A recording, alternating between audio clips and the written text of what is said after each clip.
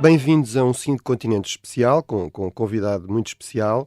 Vamos olhar nestes 5 continentes especiais para cada um dos 5 continentes, com um pouco mais de tempo que nos programas habituais e também com a vantagem de contarem não apenas comigo, mas sobretudo, como eu dizia, com convidados especiais. Vamos olhar um pouco para, no fundo, o balanço da situação em cada um dos continentes, mas também olhar para o próximo ano, para desafios, ameaças, oportunidades durante o próximo ano, durante o atual ano, na verdade, 2024, e também o seu relacionamento destes diferentes continentes com Portugal. No final, iremos deixar algumas sugestões para se perceber melhor o continente em questão.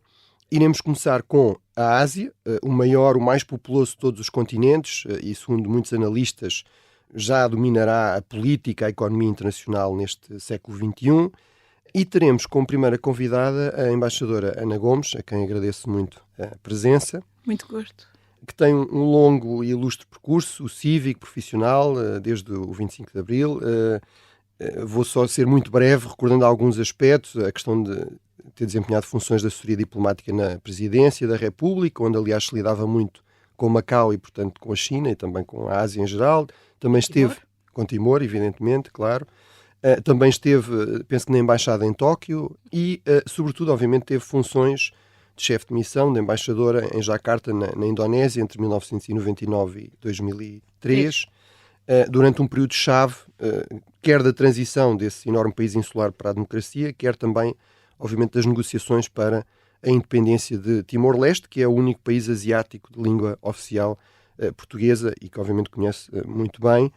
Obviamente, depois disso, continua a ter uma muito importante atividade cívica, política e, em particular, foi de 2004 a 2019, penso, eurodeputada, uma eurodeputada muito ativa, muito prestigiada, justamente prestigiada, e com um papel muito destacado, nomeadamente na Comissão de Negócios Estrangeiros, o que obviamente também lhe deu muitos pretextos para, enfim, se envolver com todos os continentes, mas também com a Ásia. Não sei se deixei alguma coisa de relevante de fora, obviamente há muitas coisas mais para referir, mas, portanto, hoje iríamos focar-nos sobretudo nesta questão de o papel da Ásia no contexto geopolítico da política internacional atual. Do seu ponto de vista, concorda com esta ideia que a Ásia já é um ator, ou talvez mais corretamente um palco fundamental, central da política, da economia global no século XXI? Concordo em absoluto. E isso tem a ver com a economia, mas tem também um reflexo geoestratégico, digamos, e não pode deixar de também ligar-se às implicações do ponto de vista, digamos, da segurança internacional. Aqui a centralidade está no desenvolvimento extraordinário da China, na inserção da China no comércio internacional, a partir do momento em que se tornou membro da Organização Mundial de Comércio em 2001. As implicações que isso teve, desde logo, para a relação totalmente imbricada com os Estados Unidos, com a economia e a finança dos Estados Unidos, ao ponto de hoje os Estados Unidos quererem, de alguma maneira, de decouple, portanto, distanciar-se mais, o que é muito difícil, por todas as razões, mas isso também não deixa de ter implicações que estão para além da própria economia. Implicações para a China, porque hoje tem, de facto, uma estratégia a nível global de soft power, mas se calhar muito assente exatamente nesse músculo económico e financeiro, mas se necessário for também com o posicionamento do poder militar, em que tem dramaticamente investido, e naturalmente para as tensões que subsistem na própria região Ásia-Pacífico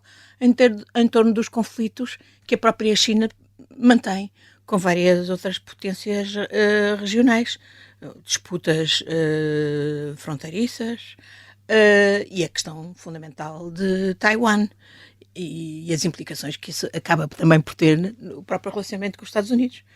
Mas aí há dois aspectos muito relevantes. Um é este aspecto que realmente é por isso que eu falo em ator ao palco. Eu acho que é difícil somar a Ásia, ou seja, obviamente a Ásia é o continente maior, mais populoso, mas é extremamente diverso E está dividido por enormes conflitos, ou seja, quando falamos, por exemplo, em investimento em defesa, não se pode somar o investimento em defesa da Índia e da China, porque Não. a Índia está a investir contra a China. Mas, por um lado, há esta questão de saber até que ponto é que, apesar disso, apesar de tudo, faz algum sentido falar da Ásia como um palco importante, ela tem suficiente autonomia, ou os continentes são demasiado ligados, interdependentes, para podermos falar de... Eu acho que há uma total interdependência. Mas não há dúvida que, por exemplo, de determinadas produções essenciais para o próprio funcionamento da economia do Ocidente, dos Estados Unidos ou da Europa, estão dependentes de produções que têm lugar na Ásia. O caso, por exemplo, dos semicondutores em Taiwan. Claro. Dos têxteis no Bangladesh, exatamente, de tudo na China. Os próprios Estados Unidos, o comércio entre os Estados Unidos e a China desenvolveu-se 5 vezes com a entrada da China na Organização Mundial do Comércio. Desde 2001 até 2022, de 100 mil milhões passou para 500 mil milhões. E a maior parte dos produtos que os Estados Unidos importam da China não são produtos de pouco valor acrescentado. São, por exemplo, produtos eletrónicos, é o número 1, e maquinaria. E, portanto, isto também explica muitas das preocupações também de ordem estratégica que os Estados Unidos tiveram e que foram, digamos, expostas de maneira brutal por Trump, que de resto introduziu as tarifas, mas que não foram modificadas por Joe Biden. Até pelo contrário, introduziu outro tipo de restrições por causa do impacto, do ponto de vista até da segurança estratégica dos Estados Unidos, de ter,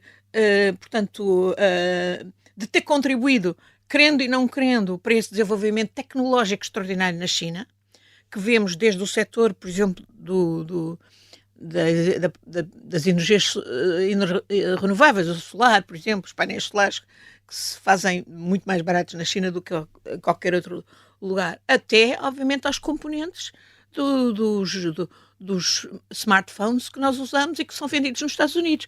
Todas as implicações de segurança. Essa é das poucas áreas onde parece haver algum consenso na política extremamente polarizada nos Estados Unidos, é que realmente há uma dependência excessiva e que se avançou com esta ideia do conseguir o preço mais baixo, acaba por ter um custo bastante elevado muitas vezes em termos Exatamente, quer dizer, no fundo, os Estados Unidos deram-se conta de que a própria política de deslocalização para a China, que eles promoveram e que, no fundo, incentivaram os outros a também levar por diante.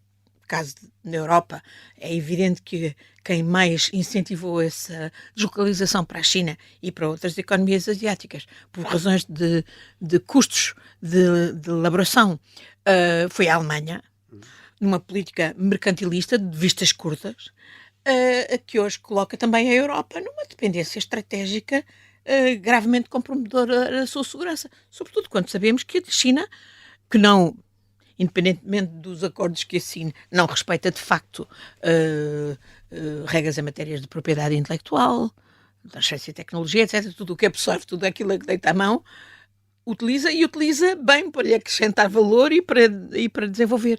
E, portanto, hoje temos, eu acho que os próprios países ocidentais, os Estados Unidos e a Europa, não sabem até que ponto é que estão efetivamente dependentes da tecnologia chinesa. Eu lembro-me quando, membro do Parlamento Europeu, fiz talvez em 2017 uma viagem à China que tinha por propósito 2 temas principais na agenda.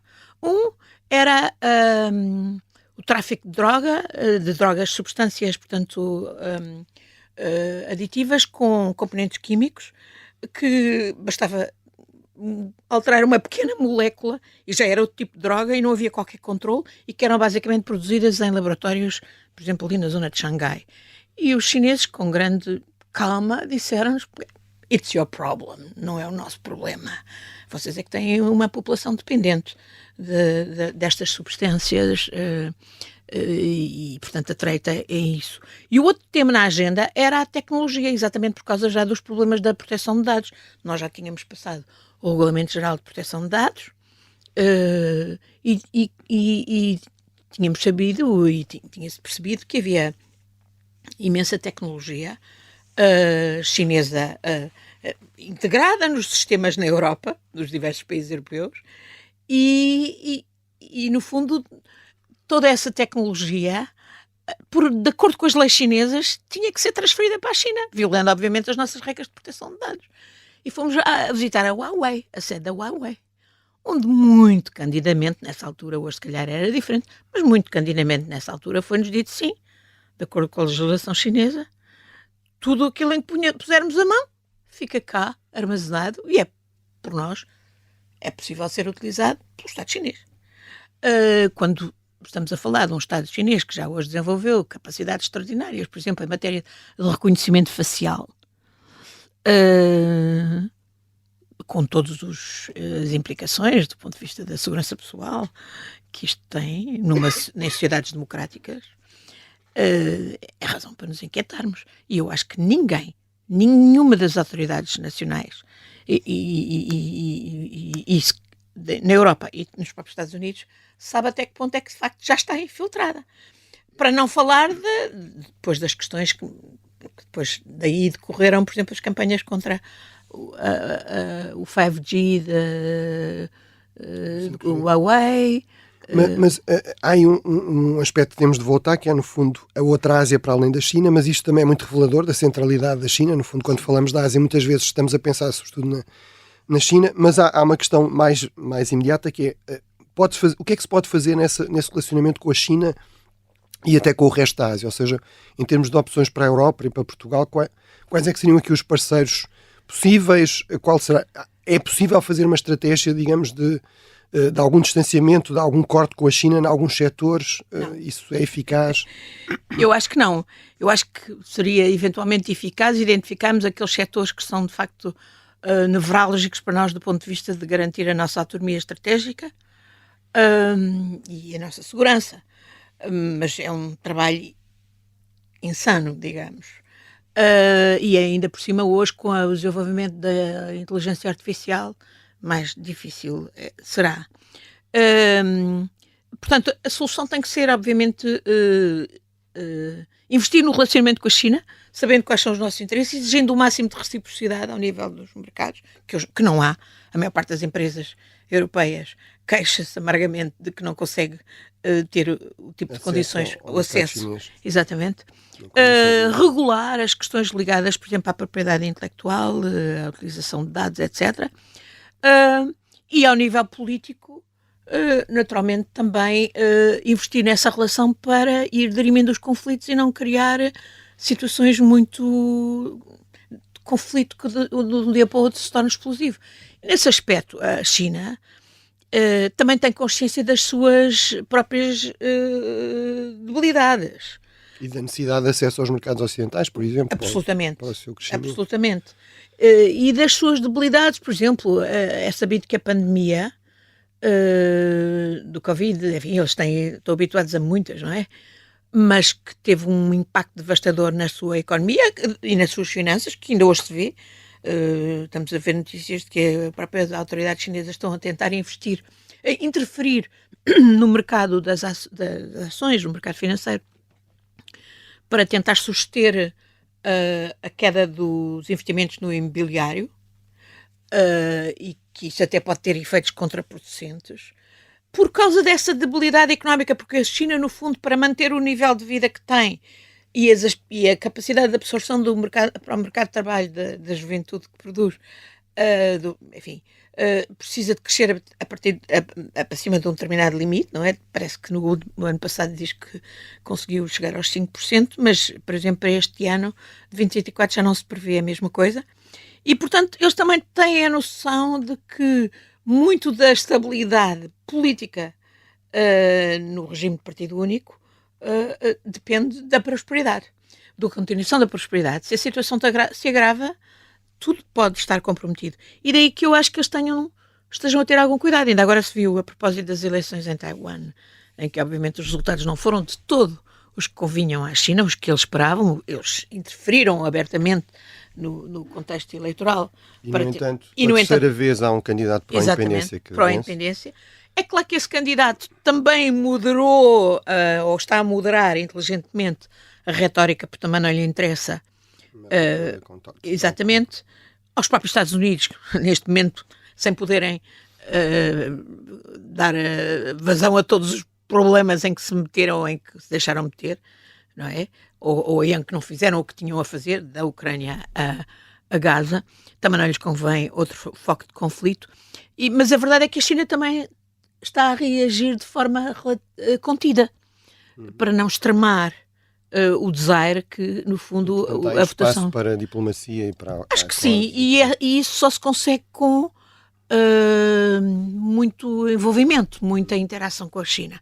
A questão também com uma visão realista do que é que a China está a fazer, do que tem feito. Não só não realista, vale a pena criar ilusões sobre... Exatamente, não só realista, como muito conhecedora das nossas próprias debilidades, dos nossos pontos fracos, porque a China não se ensaiará nada para os explorar. E muitas vezes eu vi representantes europeus irem para a China que nem os tolinhos, ignorantes, e não percebendo que os chineses facilmente lhes comiam as papas na cabeça. Tinham um trabalho de casa bem feito. Sim. Antes de terminarmos esta primeira parte, e certamente voltaremos também à China, mas no fundo, que outros atores importantes é que se destacam na Ásia, do ponto de vista da... Bom, este é um ano que também na Ásia vai ter muitas eleições e que muitos prevêem que possam ter implicações. O outro grande país, bom, eu não falo neste momento no Japão, porque o Japão até está envolvido numa série de escândalos que comprometem a confiança dos cidadãos nas instituições democráticas, é pena dizer isto, e em particular a juventude do Japão. Não falo da Coreia da Coreia do Sul, porque obviamente todo o seu posicionamento acaba por ter que ser determinado pelo relacionamento bilateral ou a conflito persistente com a Coreia do Norte e as alianças que vai procurando fazer, tripartidas, etc. Têm sempre isso naturalmente em perspectiva. Mas o grande país é obviamente a Indonésia. A Indonésia que é o quarto país mais populoso do mundo, que é também a terceira maior democracia do mundo. Isto é significativo, estamos a fazer 25 anos este ano. É o maior país de religião muçulmana? O maior país da religião muçulmana, com democracia. Vai ter eleições presidenciais, legislativas, locais este ano. Já em fevereiro. Fevereiro é a primeira ronda das presidenciais, tudo indica, enfim, espera-se que possa haver uma segunda ronda volta. Em junho. Tudo indica que vai ser um personagem muito controverso que pode ser eleito presidente, para o Subianto. Os portugueses que se lembram de Timor sabem que era um nome particularmente tenebroso. Era genro do presidente Suharto. No entanto, é uma figura que na altura, em 99, quando eu lá cheguei, tinha acabado de forçado a partir para o exílio na Jordânia, porque tinha estado envolvido dizia-se, na criação de muitos dos problemas em conflito com o governo de transição, porque ele próprio tinha aspirado a ser o sucessor de Suharto e não tinha conseguido. Ele voltou, na Indonésia a capacidade de regeneração é extraordinária, tornou-se hoje ele é ministro do governo do atual presidente Jokowi e vai concorrer às eleições num ticket com o filho do presidente Jokowi. É, aliás, uma matéria que lançou enorme controvérsia lá na Indonésia. Exatamente. Com muita gente desgostada também pelo próprio papel do Tribunal Constitucional, que se prestou a deixar, por exemplo, que o filho do Jokowi, que não tinha a idade para se candidatar, pudesse candidatar-se nesta aliança com o Prabowo. Não se sabe ainda ao certo o que é que vai acontecer, mas a maior parte dos analistas prevê que ele ganhe, mesmo que não seja na primeira volta. A Indonésia é um país que tem tido um desenvolvimento extraordinário economicamente. É incrível a diferença. Eu passei este ano um mês lá a fazer um documentário que vai sair em breve aqui na RTP2 e é incrível, para muito melhor, as capacidades que a Indonésia desenvolveu economicamente, graças à democracia, exatamente, mas graças, por exemplo, também ao desenvolvimento tecnológico. É um dos países, por exemplo, onde quase que para se dar para se pagar um croquete na rua, paga-se com cartão, graças à pandemia. É um país onde há problemas ligados questões que vêm de trás, de corrupção, etc. Mas isso não impede um crescimento prodigioso. A classe média, quando eu vivia, portanto, nessa altura, estávamos a falar de 250 milhões, hoje serão 280 milhões de habitantes. E a classe média quadruplicou. É extraordinário. E, portanto, tem um peso incrível. Na relação com a China, tem uma relação intensa, procurando não dar demasiado ênfase às questões também há questões de disputas fronteiriças em relação a algumas ilhas. Pois, no Mar do Sul da China, mas eles procuram tirar partido da relação. Mas é curioso que a Indonésia não quis fazer parte dos BRICS, foi convidado para estes BRICS mais e preferiu manter essa distância. Porque a Indonésia é, sem dúvida, a potência central liderante da ASEAN. E desta maneira a Indonésia tem um papel chave com aqueles países e quer manter o equilíbrio entre a China e os Estados Unidos. E na Ásia realmente temos este país muito especial para nós, Timor-Leste, é o único país asiático de língua oficial portuguesa, que conhece muito bem também. No fundo, quais são aí os desafios, as oportunidades para Timor-Leste no momento atual e nos anos futuros, do seu ponto de vista? Bom, eu espero que 2024 seja um ano auspicioso para Timor-Leste. Eles tiveram eleições em julho passado, tem um novo governo, encabeçado por Xanana Gusmão. O presidente Ramos Horta tem certamente, tal como Xanana Gusmão, a consciência de que esta é a oportunidade de transferir, digamos, o poder, preparar a transferência de poder para outra geração. Mas Timor tem uma grande questão, uma grande negociação diplomática a concluir e rapidamente.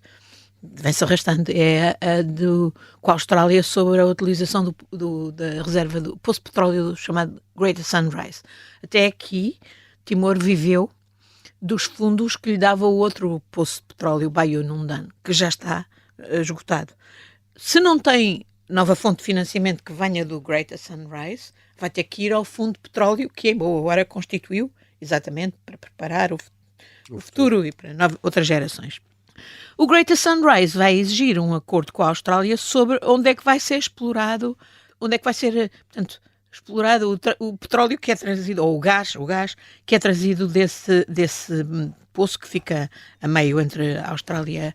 E é evidente que aí as companhias, que são americanas, muitas delas, têm já um particular interesse porque têm as instalações em Darwin, Timor, gostaria que elas viessem para o sul de Timor, para a zona de Suhai. E, portanto, de qualquer maneira, eu penso que a necessidade vai obrigar Timor-Leste a não arrastar por muito mais tempo um acordo sobre esta matéria. E a grande questão estratégica para Timor é com este dinheiro, mais do que nunca, Timor tem que apostar no capital humano, tem que qualificar as pessoas. É esse o grande déficit, porque não lhe faltam recursos para além do gás e o petróleo para explorar, mesmo em terra, e outro potencial. Mas isso exige, de facto, recursos humanos. Mas é fundamental. Sim, capital humano, e aí a formação é realmente essencial. É claro que este também pode ser o último ano antes de entrada na ASEAN, para ver-se para 2025, e isso já será também abrirá novas perspectivas para Timor, também noutros domínios. Fazer parte da ASEAN é uma aspiração de Timor e será sério. A ASEAN é aqui a grande organização regional do Sudeste Asiático. Nós falamos muitas vezes da Índia e da China, mas há aqui uma organização até muito inspirada também pelo modelo europeu, mas com características muito específicas, não é? Da integração que temos na União Europeia. Milhas é uma organização onde obviamente prepondera a Indonésia, dos Estados, mas que sobretudo exatamente que trabalha muito na cooperação. Não deixa de ser importante, claro. E até para ajudar a dirimir conflitos. Por exemplo, um grande conflito que persiste e que se tem agravado é Myanmar, a situação em Myanmar. Aliás, tudo indica que este ano pode-se assistir a uma explosão em Myanmar, porque também está a haver consequências económicas, a junta militar não está a ser capaz, obviamente, de lidar com aquilo. Também tem a ver com as pressões, exatamente com a própria... Há indicações de que a própria China já não estará muito pelos ajustes de apoiar sem condições a junta militar. Que teve este paradoxo, que é prometeu que ia resolver a questão e, na verdade, só agravou os conflitos. A guerra civil ainda tem mais atores, sim, inclusive e a própria ali oposição. Há um tremendo problema com uma grande população muçulmana, que é os Rohingyas, e tem a ver que, no fundo, com o principal partido da oposição, o partido da Aung San Suu Kyi, que é ao mesmo tempo o principal partido nacionalista e anti-Rohingya, que faz os monges budistas lá também são hipernacionalistas, contribuíram imenso para esse conflito. Isso gera também contradições com outros países membros da ASEAN, gera refugiados para os países limítrofes, por exemplo, a Tailândia, o Laos, o Camboja. E, portanto, é uma das questões que certamente está alta na agenda. Eu suponho que a ASEAN também está particularmente atenta ao potencial de conflitualidade que existe com a China por parte de um dos membros, as Filipinas. Digamos que desses enfrentamentos que tem havido no chamado Mar da China, onde se tem ido mais longe, digamos, nos choques militares entre as Filipinas tem sido entre as Filipinas e a China, e é uma situação que ninguém quer que descambe, mas que pode descambar. E depois, digamos que ali na zona nada disto pode estar imune à própria questão de fundo que é a grande contradição entre a China e a Índia. Uhum. A Índia é outro país que vai ter eleições este ano. A Índia, mas serão favas contadas para o Modi, que, enfim, democrático tem pouco. Mas, portanto, com mão de ferro e com uma perspectiva... Uma democracia cada vez mais iliberal, mas... Exato. Mas é verdade que a Índia é um ator aqui fundamental também. Pois, eu não acho que haja democracias iliberais. Eu acho que é cada vez menos democracia. Há uma fachada democrática, exato, não é? Fazem-se eleições e pouco mais. Mas a Índia tem, de facto, uma contradição antiga e que se tem agravado, e sabemos que boa parte do investimento militar da Índia é para a eventualidade de ter que fazer face à China. E a China... Porque continua a haver uma disputa fronteiriça, não é? E, no fundo, há uma disputa, digamos, pela hegemonia da região, regional. A China tem aquela Belt and Road Initiative, tem criado uma série de problemas a muitos dos países que eram supostos beneficiar dela, não é? Endividamento excessivo. O endividamento. Investimentos que não são sustentáveis nem rentáveis. Nem é só lá, também é até na Europa, olha, ou aqui um dos países candidatos, o Montenegro é um dos países que tem hoje um tremendo problema à conta de uma autoestrada que é feita no âmbito da chamada Belt and Road Initiative, patrocinada pela China. Mas sim, a possibilidade de enfrentamento entre a China e a Índia é que é bastante real. E ainda há dias, por exemplo, se viu que as Maldivas, as pequenas ilhas das Maldivas, que tradicionalmente estão ali, digamos, na orla de influência da Índia, acabaram por expulsar as tropas indianas. São poucas, 75, etc. Mas porquê? Servindo uma estratégia de aproximação à China, em que a China, obviamente, é um ator muito ativo. Portanto, isso é... suponho aquilo que mais preocupa a China, a Índia, e também, de alguma maneira, preocupará a China, porque isso não pode deixar de ter repercussões na própria na capacidade de crescimento económico, na capacidade de influência regional e até global. A China, por seu lado, tem estado a beneficiar, obviamente, do conflito da invasão russa da Ucrânia. Sabemos que é através de empresas chinesas que muitas das... Exatamente. A começar pelo próprio petróleo russo, não é? Petróleo e gás russo, que compram barato para uso próprio e eventualmente para distribuição por outros compradores. Anunciou essa tal parceria ilimitada, não é? Com a Rússia, em que obviamente a Rússia é um parceiro menor, mas é interessante ver como eles estão, por exemplo, a olhar também para as implicações da guerra na Ucrânia, a forma como até militarmente a guerra está a ser conduzida.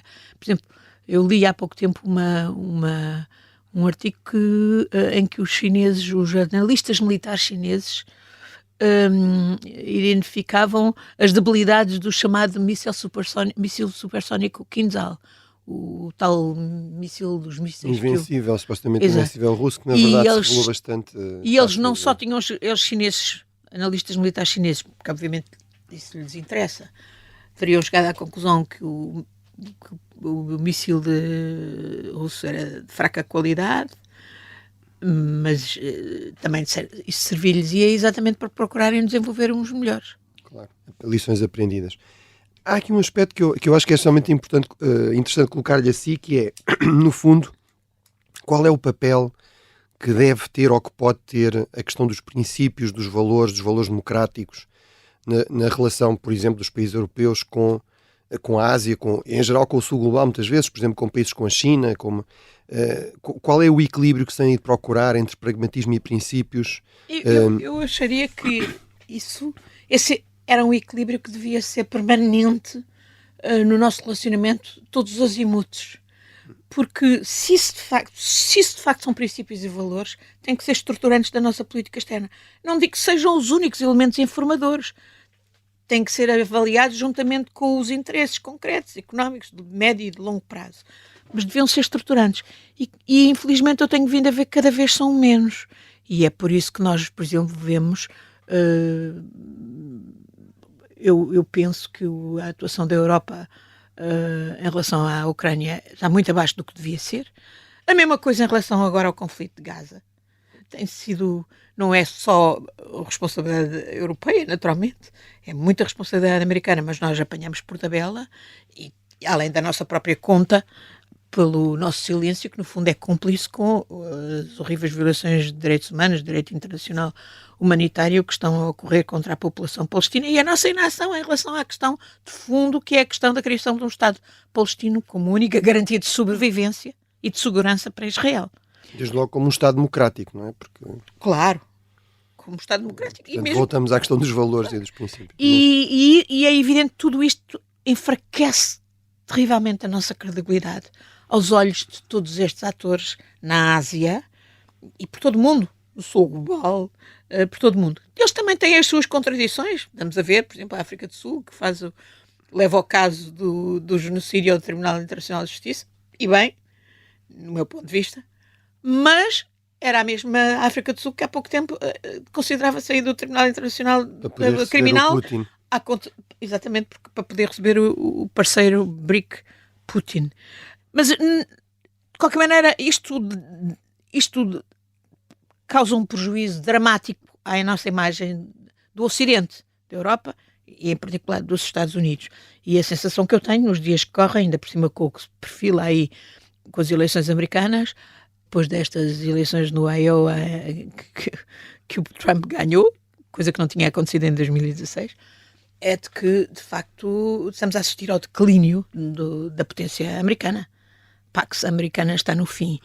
O que é que vai emergir, não sei. Mas também não sei como é que nós vamos navegar se não temos essas âncoras dos princípios e valores a estruturarem a nossa política externa. E isso é válido também para as relações com a China e com a Índia. Com a China em particular. Porque eu acho que se não temos essas âncoras, não somos respeitados, pura e simplesmente. E eles sabem que podem fazer farinha connosco. E, portanto, eu tenho... Portanto, uma coisa é mostrar algum pragmatismo, outra coisa é pôr completamente de lado os princípios, claro, ou entrar em contradições flagrantes. São duas coisas completamente diferentes. E já tivemos o caso, um conflito que tem tremendas repercussões ainda hoje, não só para a região, mas para além dela, mas na região também, que é a situação do Afeganistão. A forma como o Afeganistão foi abandonado pelos americanos, e connosco a reboque, claro. O conflito que persiste entre o Afeganistão e o Paquistão de destabilização. As repercussões da situação no Afeganistão para toda a região. Nós não podemos minimizar isso. E não há consequências humanitárias, mas este tipo de conflitos e também de repressão que os talibãs fazem acabam por ter depois muitas vezes um efeito de contágio de estabilização regional. São mais que humanitárias. No caso do Afeganistão, por exemplo, o simples facto de se conviver com autoridades que por isso simplesmente banem as mulheres, que são mais do que a metade do céu, para usar a terminologia chinesa, no Afeganistão, como na maior parte dos países do mundo, é absolutamente contra os interesses do próprio país, desenvolvimento do próprio país. E o potencial destabilizador é tremendo. Portanto, e aqui, infelizmente, nós não fizemos nada, deixámos acontecer. Não nos fizemos ouvir suficientemente até hoje. Isso tem a ver com falta de capacidade de eficácia, também falta de vontade, de visão, uma combinação das coisas? Ou Tudo. seja... Olha, eu fui em 2008 ao Afeganistão numa missão do Parlamento Europeu. Bem difícil, porque não nos queriam deixar ir, por razões de segurança. E lembro-me de ter ficado chocada. Nessa altura estava lá a NATO, estava lá em força, tinha aqueles chamados PRTs, Provincial Reconstruction Teams, que era uma treta, via-se. Porque, quer dizer, o que é que interessava que um país qualquer ou um corpo qualquer tivesse ali a construir uma escola se depois não havia garantias que a escola tivesse professores, não é? Ou construir um poço, depois não havia um esquema para... Aqueles problemas clássicos da cooperação desligada da realidade local.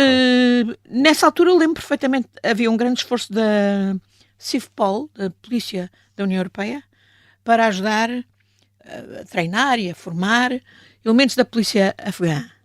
Mas nessa altura, as prisões afegãs, a maior parte da população presa no Afeganistão, sabe quem era? Mulheres. Que não tinham feito nada, nenhum crime, tinham simplesmente sido apanhadas na rua porque tinham fugido a maridos bárbaros, a famílias opressivas, etc. E estavam na prisão, era a maior parte da população presa no Afeganistão. E eram presas com a cumplicidade, com a intervenção de polícias e de juízes que ganhavam $100. Quer dizer, era uma farsa estar a pensar que nós estávamos a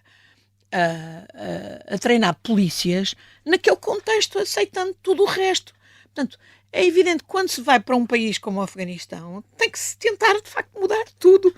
E tem que ser um esforço muito maior e, se calhar, com muito mais botas no terreno. E não é só botas. É botas, é botas de professores, é toda um... e, sobretudo, quando aquilo tudo era assente também num acordo com os senhores da guerra. Porque o que é que eram as leias jirgas? Eram fóruns dos senhores da guerra, alguns dos mais sinistros assassinos, não é? Portanto, nós lembro-me de termos tido encontros com mulheres que só puderam vir ter connosco porque vinham com burca. Olha, um bom caso de exemplo de como a burca permitia às mulheres virem falar connosco, se não tinham podido vir. E que nos diziam isso, quer dizer, como é que nós vamos ter futuro neste país? Mas apesar de tudo, de facto, as mulheres, alguma coisa se fez e hoje são elas que foram completamente sacrificadas. Estamos a ficar sem tempo, só duas perguntas finais. Uma, um pouco a questão de Portugal neste contexto, ou seja, Portugal consegue ter uma diplomacia eficaz na Ásia? Quais é que deviam ser as prioridades? Depende da perspectiva, quer dizer, se a perspectiva de Portugal é vender vistos gold, sim, deve ter lá, pelos vistos tem sido bastante sucedido. Se calhar nem é preciso muito. Na China não é preciso muito. Mesmo sabendo que a China que os chineses que obtêm vistos gold estão a violar as próprias leis chinesas, porque não podem exportar mais do que um determinado montante de capital. Se a nossa política é para ter, de facto, uma perspectiva estratégica de mais fogo, quer desbravando setores do mercado chinês, procurando sinergias, tecnologias, etc., nós até poderíamos ter, de facto, boas condições, até por causa da relação com Macau, etc. Mas não me parece que nós tenhamos arcabouço nem capacidade. Não tenho visto que Portugal tenha tido nenhuma política nessa matéria. Lamento imenso dizê-lo. Lamento imenso. Para terminar, íamos então a algumas sugestões ou de leitura ou de visionamento, enfim... obras, documentários, etc., que recomendo para quem quer perceber um bocadinho melhor a realidade da Ásia e que tenha gostado em particular? São duas... Não são propriamente esclarecedores do que é a Ásia e do que é a Ásia hoje, mas são esclarecedores do que devia ser a nossa atitude em relação à Ásia. Um continente absolutamente fascinante. Eu, de facto... sinto muito bem na Ásia, devo dizer, e implica ter grande curiosidade pela diversidade cultural. E nesse sentido, acho que há um livro fundamental que os portugueses deviam conhecer, que é o livro do meu querido amigo e já falecido embaixador António Pinto da França, sobre a influência cultural portuguesa na Indonésia, que lá está, vivinha, bem viva. E esse comentário que eu não é só tradições, rituais, canções, o Kronchong. Sabe o que é um Kronchong? Que eles dizem Kronchong é um cavaquinho. E a música do Cronchon, que eles dizem que é, e que sabem que é herdada de Portugal, é uma espécie de morna cabo-verdiana, só que... E ainda há Cronchon com letras portuguesas de há 400 anos. Na Ilha das Flores há uma procissão todos os anos. Há uma Semana Santa, chama-se Semana Santa, assim. É isso que eu espero. Ou seja, se calhar a diplomacia cultural seria aí uma aposta bastante Foi a aposta que eu fiz Claro. logo a seguir ao referendo em Timor em 99, quando fiquei embaixadora na Indonésia. O caminho a fazer era... Porque os indonésios, muitos tinham consciência dessa herança cultural portuguesa e apreciavam-na muito. Portanto, este livro é um livro fundamental e eu espero que esse documentário que vai sair na RTP2 também ajude a mostrar exatamente o que lá está vivo. E que pode ser a base, digamos, para desenvolver as relações a outro nível, designadamente ao nível económico. Há um potencial incrível.